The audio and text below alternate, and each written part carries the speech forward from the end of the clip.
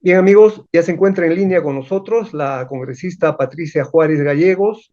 Agradeciéndole por la entrevista, le damos la bienvenida a Andahuaylas. Buenos días, congresista. ¿Cómo está? Muy buenos días. Gracias por la invitación. Gracias a usted. Estamos, igual que toda la población, preocupados por la difícil situación política que vamos atravesando. Los reclamos, la violencia se está escalando. ¿Y cuál es su lectura al respecto? ¿Qué se está haciendo desde el Congreso para poder salir de esto?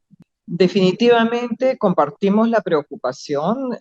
Creemos que el Perú está pasando por una crisis muy grave, una crisis que realmente tiene problemas. Ha habido durante todos estos años una ausencia de crecimiento en muchos lugares, de desarrollo. O sea, si bien es cierto, la Constitución del año 93 nos ha dado grandes resultados en materia macroeconómica respecto al crecimiento que ha tenido el Perú en algunos de los aspectos, pero eh, es cierto que la descentralización no ha traído tampoco los resultados que esperábamos. Hemos tenido gobernadores regionales que no han logrado llegar con las obras que requerían, con mejorar las condiciones en materia de educación, en materia de salud de cada una de las regiones. Entonces, ahí ha habido un grave problema de eficiencia en la ejecución del gasto público para lograr, por supuesto, cerrar las grandes brechas que tenemos en materia de educación, de salud y de trabajo también, porque lo que no se han generado durante estos años son las condiciones para que hayan puestos de trabajo que tengan, que gocen de todos los derechos y que logremos poco a poco ir caminando hacia la formalización. Hemos tenido y tenemos una informalidad de casi un 80%, que es una cantidad que realmente asombra por lo menos a los países de la región. Hay este tipo de problemas que seguramente muchos de los ciudadanos, tanto de Andahuaylas como de, digamos, Arequipa, como de Cusco, como de Puno, de Juliaca, tienen como reclamos, porque definitivamente el que a estas alturas, a este 2023, no tengamos agua corriente en todas las casas del Perú, obviamente que es una brecha enorme que tenemos que superar, pero eso se soluciona con los niveles de eficiencia que deben de tener los gobiernos regionales, que deben de trabajar conjuntamente con el Ejecutivo y los ministerios para solucionar estos problemas que son básicamente de ejecución. Pero también entendemos que sumado a estos reclamos hay algunos grupos, nosotros de ninguna manera generalizamos, que creemos que están realmente asusando, están eh, obligando en muchos de los casos a los ciudadanos para que hagan este tipo de protestas, porque ya en este momento hay un fin político, ¿no? Y el fin político es, una vez dado el golpe de Estado del señor Castillo, el golpe de Estado que significó la ruptura del orden democrático, se ha puesto en marcha todo un mecanismo, toda una articulación, un tejido que se había dado durante estos 17 meses de gobierno del señor Castillo, y me atrevo a decir que inclusive ha habido ya este tipo de, de encuentros, digamos, mucho antes con algunas otras organizaciones que finalmente ahora, con digamos, la vacancia del señor Castillo, se han gatillado. Se han puesto en marcha una serie de grupos que definitivamente están articulados y que su principal objetivo es, a partir del momento de la vacancia, utilizar este momento para el quebrantamiento del orden constitucional, para generar anarquía, para generar caos, para generar desgobierno y que finalmente impere lo que ellos quieren, en muchos de los casos, la minería ilegal, el narcotráfico, la tala ilegal y todos aquellos, digamos, que conforman el terrorismo, también en algunos casos, que conforman realmente todo este grupo que en este momento se encuentra desestabilizado. Luego de la vacancia del señor Castillo, se dio la sucesión constitucional. O sea, la Constitución ordena, manda que quien debe suceder al señor Castillo es el vicepresidente de la República. Para eso es que se da, cuando se postula, se da la fórmula con un presidente y dos vicepresidentes. Porque obviamente la Constitución y nuestras leyes se ponen en el supuesto que si el presidente de la República tiene algún problema, desde salud hasta algún problema que amerite su vacancia o su renuncia, entonces tienen que sucederlo sus vicepresidentes. Y para eso conforman una plancha presidencial. La señora Dina Boluarte vino con la plancha presidencial del señor Castillo. Los peruanos, quienes votaron por esa fórmula presidencial y esa opción, votaron por el señor Castillo y votaron por la señora Boluarte. Lo que corresponde en este momento y correspondió en su momento después de la vacancia del señor Castillo era que la señora Boluarte asuma. Y eso es lo que ha ocurrido desde el día 7 de diciembre. Ella es la presidenta constitucional y nosotros que conformamos el bloque fujimorista de Fuerza Popular, nunca estuvimos de acuerdo con la forma como se designó, digamos, a ministros, cómo gobernó, digamos, el señor Castillo con serios actos de corrupción. Sin embargo, cuando se dio la vacancia frente al golpe de Estado que el señor Castillo infringió al país en general, entonces la sucesión constitucional la hemos respetado nosotros como corresponde. Somos demócratas. Probablemente no nos guste, pero de ninguna manera nosotros podemos quebrar el orden constitucional, como ya ha ocurrido en estas anteriores oportunidades en donde se ha cerrado el Congreso de manera inconstitucional, en donde se han vacado a presidentes, en donde se han dado circunstancias que no hubiéramos querido, pero que finalmente ahora nos lleva a una situación de grave crisis como la que tenemos, en donde ha asumido el gobierno la señora Boluarte.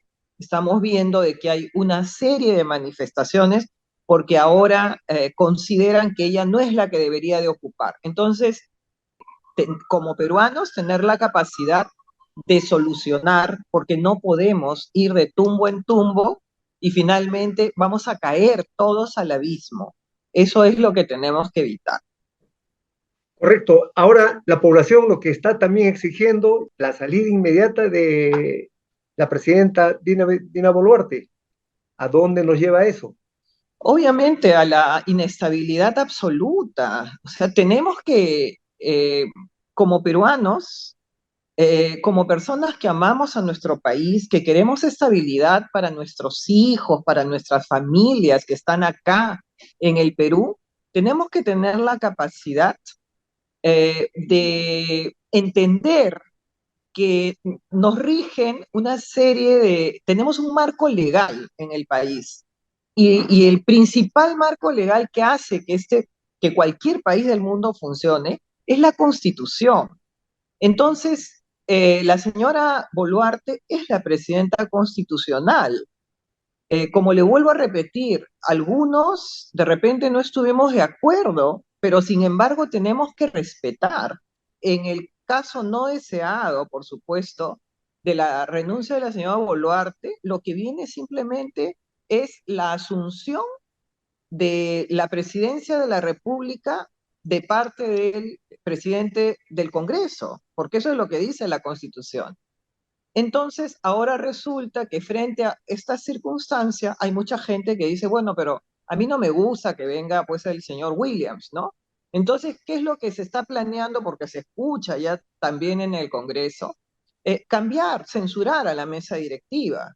Y entonces poner a alguien que, no sé, pues que sea del gusto de un grupo minoritario, como ocurrió en el caso del señor Sagasti. En ese momento, ante la vacancia del señor Vizcarra, Simplemente ahí hubo, obviamente, también el aprovechamiento político de parte del grupo, y yo lo he dicho claramente ayer en el Congreso, de los grupos de izquierda radical, de los grupos que finalmente manejan a las personas fallecidas desconociendo el dolor profundo de sus familias, los utilizan como herramientas políticas. Entonces vienen al Congreso y dicen, hoy día ya hay 9 fallecidos más, 10 fallecidos más, renuncie la señora Boluarte, asamblea constituyente. Esa es una utilización del dolor de los peruanos, del dolor de las familias, para venir, mientras más fallecidos es mejor, o sea, para ellos es un trofeo mayor. Eso es deleznable, es deplorable. Entonces, por eso es que nosotros hacemos esta lucha democrática. Creemos que se debe preservar el orden constitucional. El Congreso ya determinó, si bien es cierto, todos fuimos elegidos y debemos de acostumbrarnos a que nos guste o no, vivimos en una democracia. Y cuando uno elige, digamos, elige a un gobernante, tanto congresistas como gobernadores regionales, alcaldes, bueno, tiene que saber elegir para luego después no estar diciendo no me gusta, que se vayan todos. Entonces, nosotros hemos sido elegidos hasta el 2026. Sin embargo, escuchando a las autoridades electorales que vinieron al Pleno del Congreso y dijeron una elección en condiciones medianamente favorables nos llevaría hasta diciembre 2023. Luego dijeron que eso, digamos, significaba que no se lleven a cabo algún tipo de reformas y entonces su planteamiento fue abril del 2024. El Congreso tiene que llegar a consenso. Somos 130 y 13 bancadas diferentes. Tiene que llegar a consensos y el consenso ha sido recortamos 2 años de mandato y vamos a las elecciones en abril. El Congreso ha caído en una situación de ataque constante desde el 28 de julio del año 2021 hasta el 7 de diciembre que se fue el señor Castillo. Todos los días era el señor Aníbal Torres, los ministros, el propio Castillo, como si estuviera en una campaña política exacerbando los ánimos de la gente, creando el divisionismo entre los peruanos. Nosotros somos igual de provincianos.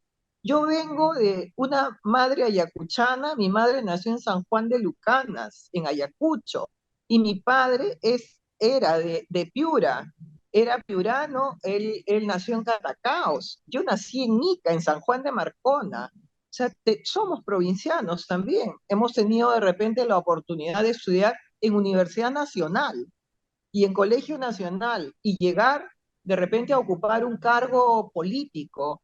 En mi caso soy abogada de profesión, estoy en una universidad nacional. Sin embargo, no puede haber esa división. O sea, el Perú tiene oportunidades para todos. Hay estudiantes extraordinarios, de hijos, de padres que son vendedores de periódicos, que son padres esforzados, que tienen a sus hijos estudiando en el exterior.